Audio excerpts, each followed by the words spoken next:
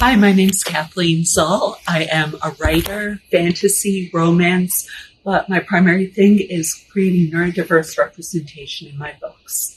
So today I'm inviting you to join me on our podcast and our YouTube channel where we talk with fellow neurodiverse authors to get a view on their creative process to see if it inspires you. Thank you. So I'm here with Christine Guidry Law, who happens to be my absolute best friend on earth and also author of the upcoming book, Hometown Coward. And why don't you tell them where we are and what you're up to? Hi, everybody. So today we are here in Gettysburg, Pennsylvania at the World War II American Experience Museum. It is a wonderful, fantastic museum that houses all kinds of World War II memorabilia. And we're here celebrating the 80th anniversary of the Battle of the Bulge. I'm here representing the Battle of the Bulge Association and the 80th Infantry Division. There's a conference going on here in the next room. So we snuck into the museum to do this interview. Exactly.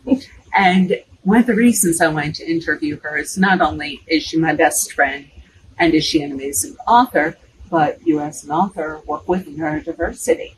Yes, so talk to the crew about that, please. So I have severe OCD. And I also have high function attention deficit. But mainly OCD is what comes out.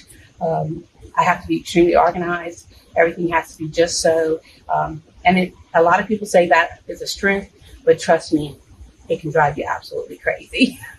So as you write narrative nonfiction, and in your studies with history, how does the OCD actually work for you? And how does it work against you? That's a good question. So it works for me in that I am hyper-focused. So when I'm doing all of my research, it helps me because I can really focus in on what my goal is and not get distracted by all of the other cool things that I'm going to find along the way. So I really am hyper-focused on that one particular thing that I'm looking for. So I'll research that to the hilt. The bad part is I'll research that to the hilt. So I will spend days and days and hours and hours and hours on this one thing to make sure that I have everything and that everything is factual, 100% correct, and perfect, which can be a detriment when you're on a timeline. Absolutely. So what words of advice would you give to fellow writers who are living with OCD in terms of staying sane during the process? The editing process is the worst part. I found the writing process wasn't as bad as the editing process because, you're just kind of getting your story out there. But I think what helps is because OCD people some of us tend to be very organized. Others tend to, fixate on one particular thing. So I think the best thing for me was to find what worked as the best writing time. When is my energy the highest? When is my brain the freshest? I found I used to write at night, but I forced myself to get up one morning and write in the morning. And I found that was the best time because it's quiet. No one in the house is awake yet. My brain is not, a million miles a minute on everything I have to do that day. So I write in the morning. That is my prime time to write. I do some writing at night, but my best writing I find is in the morning. My best editing is also in the morning.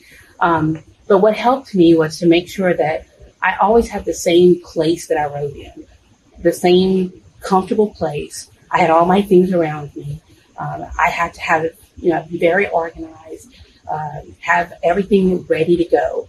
And I would do that at night. I would set it up so that in the morning, all I have to do is put my butt in the chair. Mm-hmm. And that worked best for me because if I didn't do that in the morning, I'd spend an hour making it just so that I could write. But if you do it at night, or if you're writing at night, do it in the morning, vice versa. Make your space comfortable before you sit down to write. And don't wait till you're going to sit down to write to make your space comfortable and work for you. Make your space what you need it to be high functioning, and then walk away. So that when you come back to it and you're ready to be functional, it's ready. Now, another thing that I noticed with you is you discovered the importance of having lists and of tell them about the journal that you discovered a different journal worked better for you. I did discover a different journal. I tend to have a spiral-bound journal without lines. Mm-hmm. I found that the lines constricted me for some reason. It just didn't work for me. I ended up ripping out pages because I didn't like the way it looked or felt. I'm going to jump in here. She always had a lined journal. I found a fabulous journal for her that was unlined. And she came back 3 days later. She's like, I never knew I loved an unlined journal. I never knew that I could love an unlined journal because I would have all these lined journals. I would use them for a little while and then they would go away. And so I have like so many of them that are just 2 or 3 pages written on, and I'll never touch them again. But the unlined journal, the blank pages, I could write, I could make lists, I could draw diagrams. It just worked better for me. And I carried it everywhere until it fell apart and I had to find another one. And it was very hard to find, but my bestie found one for me. And I carry it everywhere with me. And I also get the little ones. I found some little ones that were, didn't have lines, that were blank. And I keep those in my purse, in my briefcase, in my backpack. So I can just pull it out and jot a little note if I'm thinking about something. I can jot a little note down. And that has helped tremendously to just have those everywhere. And for me, it was just having that. I wasn't constricted by the lines. Something about the lines constricted me. And I wasn't, it was very freeing not to have those lines. For some reason, it freed my mind to just be able to flow. Fabulous. Now, tell them about your upcoming project and what you're working on. Well, how about we go with the one that your agent is currently working on? Currently, I just recently was signed by Bob Diforio with D4EO Literary Agency, a very large agency, very well known, well respected. He is the head of the agency. Ken Follett. That's all I'm going to say. Ken Follett. So we are on submission now, and that book is about my grandfather during World War II, who fought in France, and he was injured and came home. And instead of a hero's welcome, he was labeled a coward by his village, and pretty much lived under that stigma his whole life. And turned to drinking to deal with the PTSD that no one understood at the time, and died on my 7th birthday. I was very close to him, so I knew a person that they didn't know, and I vowed at his graveside that I would find a way to reclaim his honor and restore his name. And after 50 years of research, I discovered quite a bit that he was really an unsung hero in many ways. So I don't want to give away the books. That's all I'm going to say. Read the book when it comes out. It's called Hometown Coward. Hopefully. Unless they change the name. So far, they like it. So far, they like it. And it's going to be turned into a series. So stay tuned for more stories of his comrades. Wonderful. Okay. Any last words of wisdom? Last words of wisdom. Keep writing.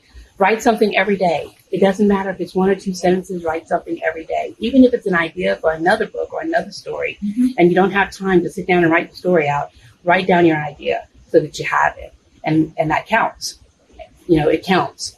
Write something every day and never give up. Just keep pushing, because you never know when you're going, and talk about your writing, because you never know when you're going to make that contact that's going to open doors for you, because that's what happened with me. Absolutely. All right. And how can they follow you? Keep an eye on what you're up to. Okay. So you can follow me on my author page at ChristineGuidryLaw.com. You can go to my Facebook page, which is also Christine Guidry Law Author. And I also have an Instagram. So Instagram, website, Facebook. There you go. Thank you. Thank you for taking the time with me. Yeah. All right. Happy writing.